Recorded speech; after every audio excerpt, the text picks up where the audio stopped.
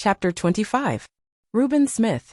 Now I must say a little about Reuben Smith, who was left in charge of the stables when York went to London. No one more thoroughly understood his business than he did, and when he was all right there could not be a more faithful or valuable man. He was gentle and very clever in his management of horses and could doctor them almost as well as a farrier, for he had lived 2 years with a veterinary surgeon. He was a first-rate driver. He could take a four-in-hand or a tandem as easily as a pair. He was a handsome man, a good scholar, and had very pleasant manners. I believe everybody liked him, certainly. The horses did. The only wonder was that he should be in an under situation and not in the place of a head coachman like York, but he had one great fault, and that was the love of drink. He was not like some men, always at it. He used to keep steady for weeks or months together, and then he would break out and have a bout of it, as York called it, and be a disgrace to himself, a terror to his wife, and a nuisance to all that had to do with him.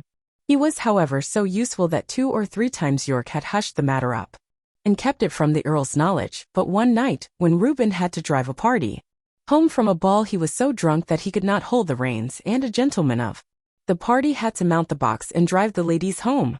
Of course this could not be hidden, and Reuben was at once dismissed. His poor wife and little children had to turn out of the pretty cottage by the park gate and go where they could.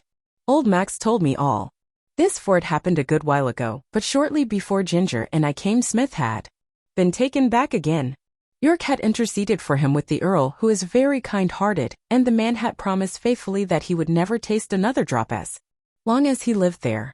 He had kept his promise so well that York thought he might be safely trusted to fill his place while he was away, and he was so clever and honest that no one else seemed so well fitted for it. It was now early in April, and the family was expected home sometime in May.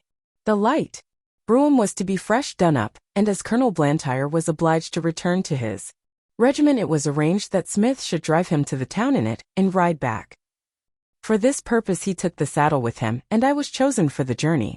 At the station the Colonel put some money into Smith's hand and bid him goodbye, saying, "Take care of your young mistress, Reuben, and don't let Black Auster be hacked about by any random young prig that wants to ride him. Keep him for the lady." We left the carriage at the maker's, and Smith rode me to the White Lion and ordered the hostler to feed me well and have me ready for him at 4 o'clock.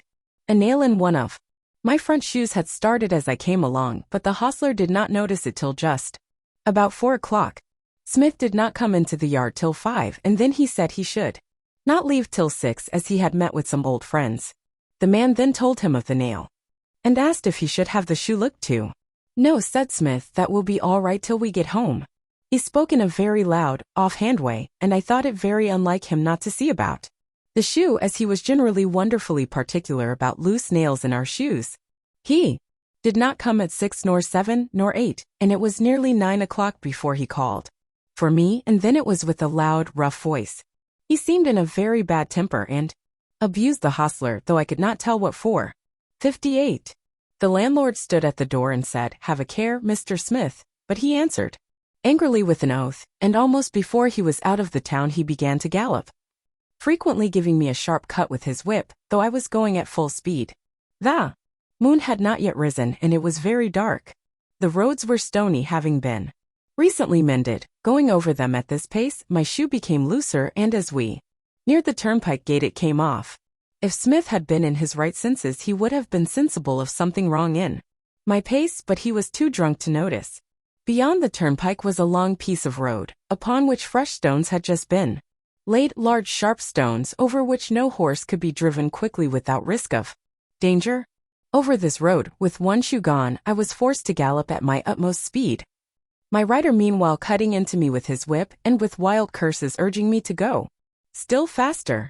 Of course my shoeless foot suffered dreadfully. The hoof was broken and split down to the very quick, and the inside was terribly cut by the sharpness of the stones. This could not go on. No horse could keep his footing under such circumstances. The pain was too great. I stumbled and fell with violence on both my knees. Smith was flung off by my fall, and owing to the speed I was going at, he must have fallen with great force. I soon recovered my feet and limped to the side of the road, where it was free from stones. The moon had just risen above the hedge, and by its light I could see Smith lying a few yards beyond me. He did not rise. He made one slight effort to do so, and then there was a heavy groan. I could have groaned too, for I was suffering intense pain, both from my foot and knees, but horses are used to bear their pain in silence. I uttered no sound, but I stood there and listened. One more heavy groan from Smith, but though he now lay in the full moonlight, I could see no motion. I could do nothing for him nor myself, but oh, how I listened for the sound of horse or wheels or footsteps. The road was not much frequented, and at this time of the night we might stay for hours before help came to us. I stood watching and listening. It was a calm, sweet April night. There were no sounds but a few low notes of a nightingale, and nothing moved but the white clouds near the moon and a brown owl that flitted over the hedge. It made me think of the summer nights long ago when I used to lie beside my mother in the green pleasant meadow at Farmer Gray's.